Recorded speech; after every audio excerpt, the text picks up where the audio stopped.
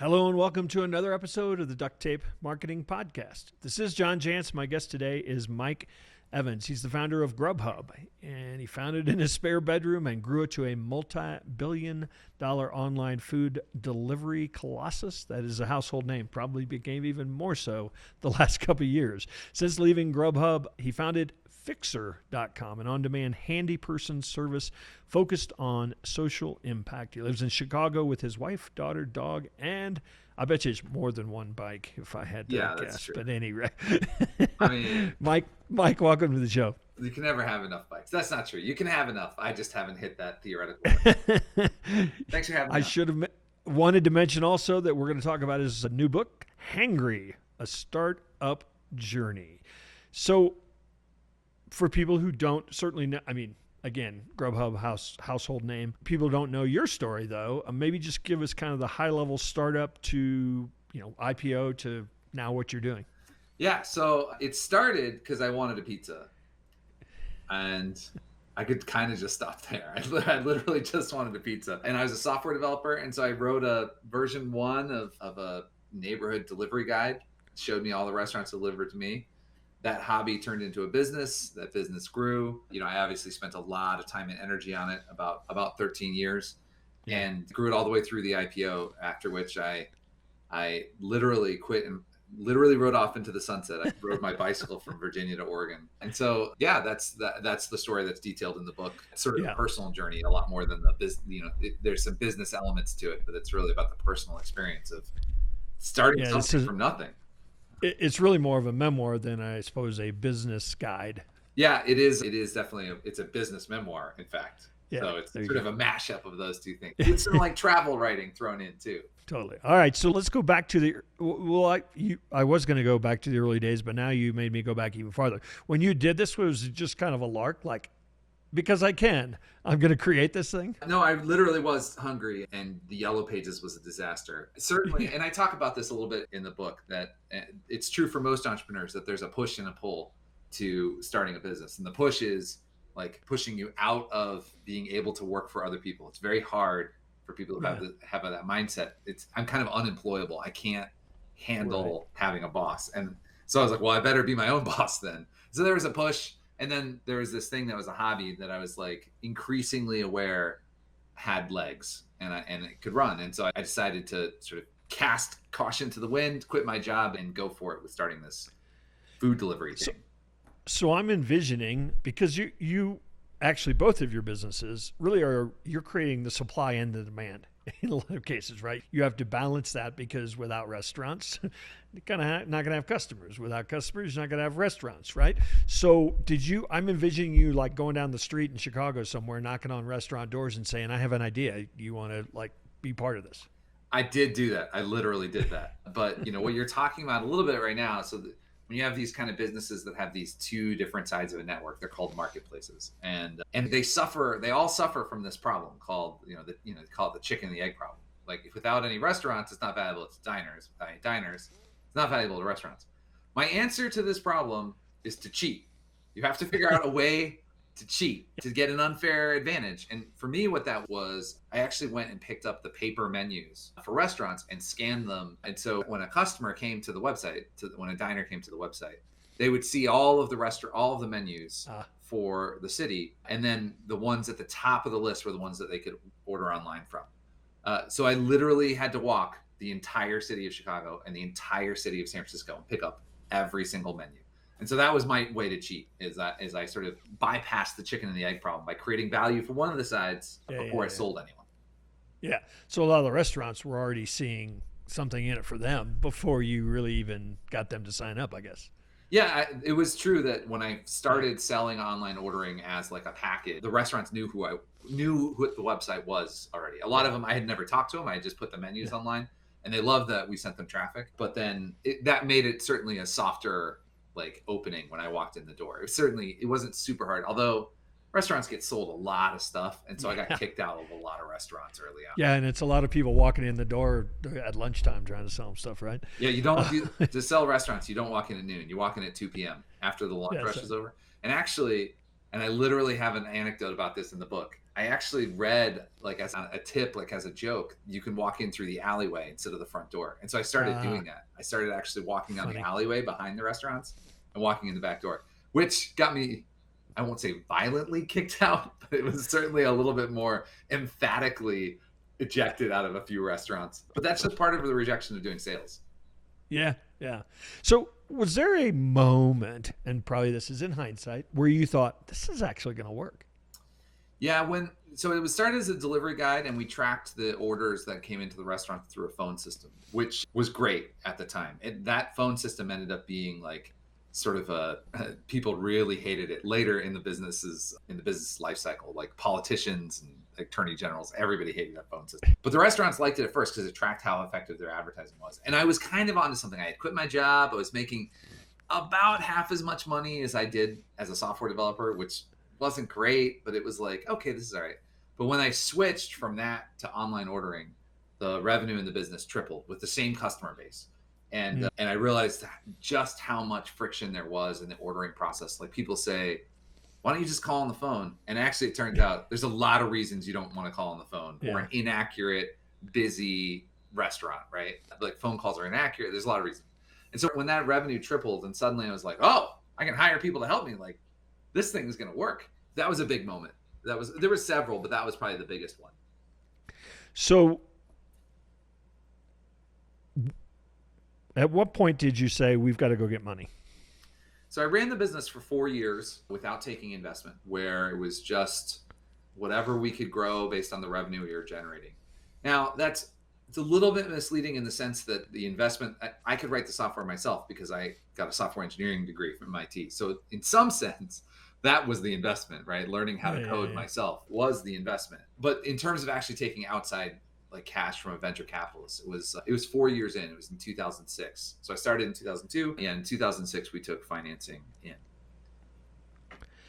So I know that you talk about acquisitions in the book, but did you buy up competition, or was there competition anywhere? What type of acquisitions did you feel like you had to make? It was the kind of a business where there was always competition. I mean, I think there were probably 100 other companies that were trying to do what we were doing at one point simultaneously. There's probably 200 or 300 that came and went over the course of that, 13 years.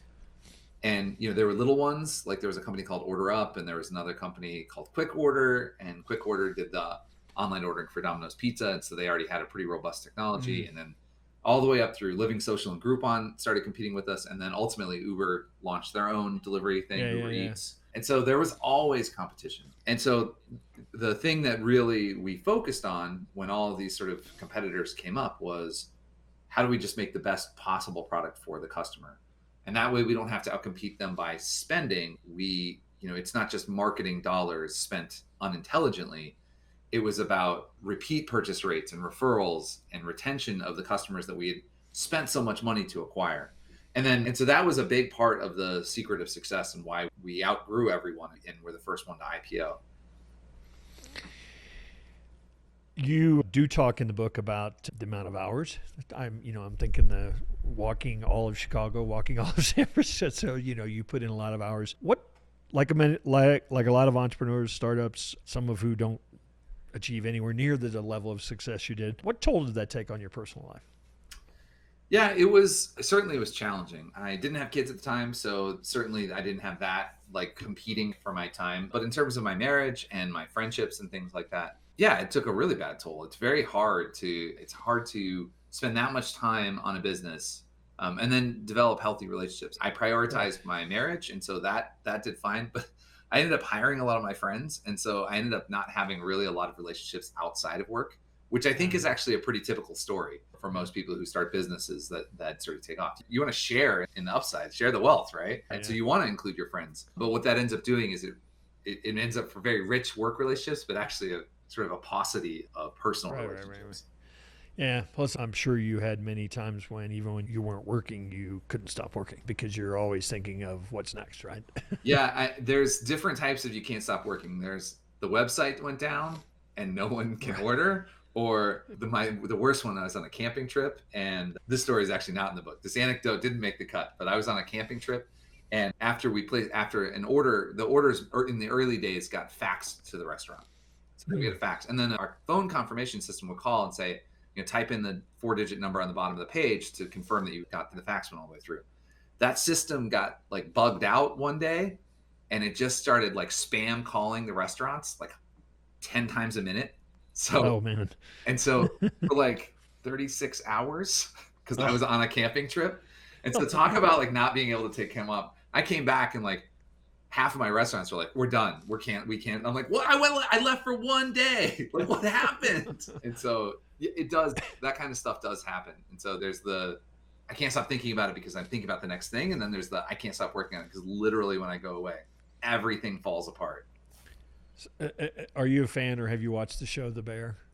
The Bear? No, I haven't seen The Bear. Oh, okay. Well, it's filmed in Chicago. It's about a restaurant, and one of the episodes they turn on online ordering. They were like an old school restaurant that somebody talked to me. They turned on online ordering, and like the thing just exploded, and all these orders were coming out of it. They didn't know what to do or how to handle it. So I'm envisioning that a little bit. I mean, that was an experience. When we ran we started with, it was in my apartment. It got to the point where we ran a Super Bowl ad, and the amount of traffic that your web servers get hit with. I mean, it was millions of people are going to our website. It was very effective from a branding and awareness perspective, but like conversion did not work. Like the site crashed. Like, yeah, it didn't quite crash. It just bogged down. But people also weren't ordering. By the time the Super Bowl started, you're not ordering pizza. So it didn't result in a lot of orders right away. But yeah, I mean, it was a whole experience to sort of see those kind of volumes. So you mentioned this, so I'll just ask you to tell us the story that right up to IPO, at which point you quit, which I think some people would actually say, well, you made it. Now why are you quitting? Yeah. So what's the story behind that, or is there, I know there is a story behind it, but how do you position that story now? Yeah, I think one of the things that surprised me the most about when people talk about that moment when I decided to quit, they usually ask me the question, well, why did you quit? And I respond with, look, you should have a reason to stay at things, not a reason to quit, right? You should, there should be a reason that there should be a clear connection between my activity that I spend every day and my goals for my life. And if I can't draw a line between those two things, I need to either change my goals or change my activity.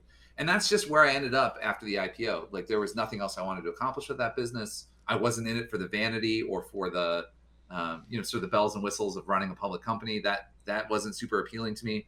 And so I finally had this opportunity to like go do a long bike ride. Like I had thought about doing, hiking the Appalachian Trail or doing some sort of big adventure thing. And what I ended up doing is riding my bicycle across the United States. It was great. It was a great decision, especially coming after the investment banks and the IPO and the wealth and the private jets that are all involved in that process I'm having a peanut butter and jelly sandwich at a campsite in rural Tennessee. Like it was quite the contrast. And I think it was healthy for me. Well, and I think, again, this is with me in the 20 minutes you and I have been together, I'm guessing that the culture of that company would have been hard to keep. Yeah, I think it's true. I mean, culture is never static anyway. At any company, it's dynamic. And if you're not controlling or influencing where it's going dynamically, then it's going somewhere you don't want it to go, right? And it's true that, at that time we had close to 4,000 employees, which is a big difference from the one. You were out of friends at that point, right? Yeah. To hire. And so it's absolutely, and we had merged with another company. And so it had developed a lot, and there were a lot more sort of cooks in the kitchen in terms of where that culture was going. And then layer on top of that, the public investors add a lot of pressure to a company to make quarterly earnings numbers. And those sort of come before anything, before customer service and before product. And so those kind of things, like it's just this sort of pressure over time that changes the company. And I don't think for the better. I think it's really hard for public companies to keep that level of sort of their cultural touchstones. I think that's really hard. Yeah. It's sort of a different set of masters at that point. This is just a curiosity question. Are you an investor still? I have invested disastrously in a number of startups. Well, no, I actually meant in GrubHub. I'm a shareholder. No, I sold the last of my shares about a year after I had left. So I have not had a horse in that race as DoorDash, Uber Eats, and GrubHub have sort of gone head to head. I've been like just eating popcorn from the side like everyone else. Like, okay, well, I mean, I do still order on the GrubHub app. Obviously, I'm not going to like switch apps, but I don't own any of the company anymore. So let's talk about the bike across America. How many days? It took Were you riding? 79 days, which is 79 typical. days. It takes most people between 80 and 90 who do it. There's a Okay. few hundred that do it every day, every year. And you told people obviously of your plan. So what kind of, did you meet people along the road that knew who you were, knew what you were doing, or was it just like you'd bump into somebody and you'd strike up a conversation? Yeah, there's a website with a really weird name. It's called crazyguyonabike.com. And Okay. it's like a website to meet up with other people who are into these long distance touring idea. Okay. So I had met, like, maybe online, I had probably met like 15 people who were planning to do the trip. Of that 15, only 3 or 4 of us actually started. So there was a lot of people who wanted to do it, but when you get down to like actually on the bike pedaling, there's a lot of barriers between I intend to and I'm actually there. So I knew maybe, I think 3 or 4 people before I started, and then I met like 6 or 7, and what ends up happening is you end up leapfrogging the same group of people. Like, they get in front of you a little bit, then you get in front of them, and so you really, whoever you meet by day 7 are kind of the people that you're going to meet that are going to be with you sort of as you go across the coast. Yeah. And so I started solo, but by the time I got to Kansas, I was riding with 2 other guys 24/7. We became close friends. Yeah, I actually have heard people describe what you just described for people that go like out on the AT or the Pacific Coast, that you end up bumping into the same people. I live in Colorado, Mike. I can't imagine riding over Hoosier Pass. Yeah, it's funny because after riding over Hoosier Pass, I bought a house in Silverthorne because I loved it so much. So Hoosier Pass was easy, which is weird. Yeah. The reason it was easy is because I rode 2,500 miles before I got to Pueblo. Right. And so the Appalachians were really hard. They were steep. I wasn't ready for them. I wasn't physically conditioned, but I got over them. I took some rest days, and then I rode across Kansas. And then the last city, you're in the plains. You sort of get through the southeastern Colorado desert, and you get to Pueblo. And then from there, it's just 3 days straight up, like 9,000 foot climb. And it's stunning. And then after you pass Hoosier Pass, it's like a 50-mile-per-hour downhill into Breckenridge, and it's just amazing. It's so much fun. So, I mean, the mountains were tough, but by that point I was much stronger, and it was really rewarding. Yeah, that makes sense. No, it is gorgeous. I'm about, I don't know how many miles, 50 miles maybe-ish west of Silverthorne. Yeah, that you're in Golden, right? Is that right? That's my town address, but I'm up in rural area, but at about 9,000 feet. So let's talk. Oh, I did have one question. Where was the best beer? Oh, it was funny. I know exactly the answer to that question. There was a brew pub that was like right before the border into Colorado. I think it was Nickerson, Kansas. It was a gastro pub, and it was like this amazing burger and these there was a brewery, and so they had I remember it was like 2 p.m. I had like 3 beers, and then I tried to get back on my bike, and I was like, I'm done. I gotta find a campsite. This is not working. It was really good.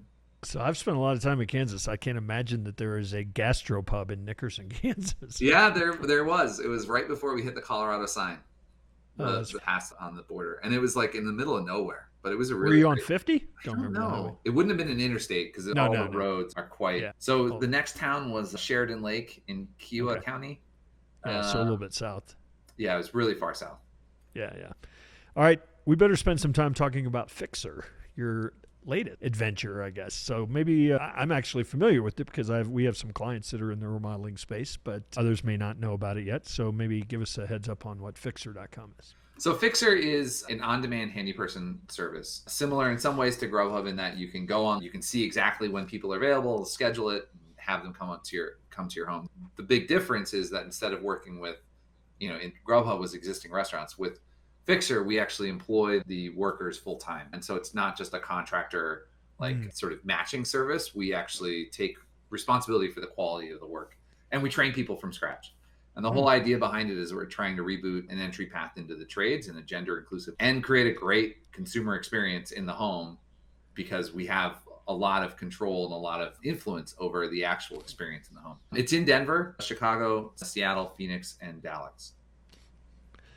Yeah, that was my next question. The expansion, will be much slower, won't it? Because the fact that you're actually building both sides of it now. It's like you're going in every town and building a restaurant. Yeah, I kind of feel like saying, hold my beer, watch this. It's not going to be slower. It'll be much faster. And part of that is because the first couple of fixers that we hire in a market are experienced people, because they become the mentors for the trainees who join, as the fourth and fifth and sixth employee in a market. And so we'll be opening up the hiring platform across about 100 cities over the next 2 years. So it should be actually quite a bit faster at the expansion. And that's the plan anyway. And it's great because, it is like, I'm actually pretty handy, but I don't like doing it.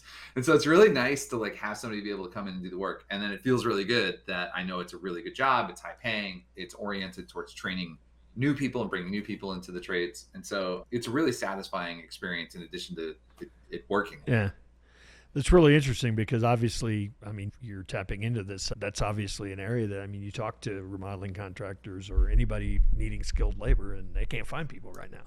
Yeah, that is the problem we set out to solve is creating an entry path into the trades. The handy person work is typically, it's very broad, so you have to be able to do a little plumbing, a little electrical, a little carpentry. You develop what we call core skills, but the specialist jobs like electricians and plumbers and things like that, they need a broad base to be able to hire from, to even be able to train somebody to be an electrician.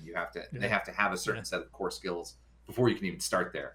And so, my hope is that this really ends up being a very large business that starts to rebalance the supply of skilled tradespeople relative to the demand, because it's all out of whack right now. There just aren't enough people in the trade. Yeah. Which means they should be paid more, by the way. Obviously they are being paid more, I think, now. Yeah, that is true. The rates are certainly going up for tradespeople. Yeah. It's funny, as I listen to you talk about that, I've lived in mostly older homes my home ownership life, and we'd have people come in and work on something, and they'd pull a wall off and go, I don't even know what I'm looking at, It's like knob and tube wiring or, lead plumbing pipes.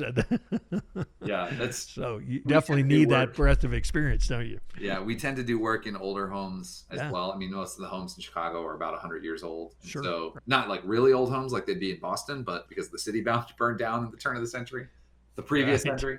And so, but it is true that you just have to see a lot before you can know how to have the confidence that you can walk into any home and do the work. Talking with Mike Evans, the founder of Fixer.com, author of Hangry, his startup journey to founding GrubHub. So, Mike, you want to tell people where they can certainly find the book, but also if you want to invite people to connect with you somehow? Sure. The book, the easiest place to buy the book is on Amazon or Barnes & Noble. It's available for pre-order as of November 1st, and I'm not sure when exactly this podcast will publish. It'll be available for order in addition to pre-order. And then if you want to connect with me, you can go on my website at mikeevans.com. Awesome. Well, really appreciate you stopping by the Duct Tape Marketing Podcast, and hopefully we'll run into you one of these days soon out there on the road, either on a bike or in a car, although I must admit I spend most of my time riding over rocks these days. That's awesome. Yeah, thanks for having me. I really appreciate it.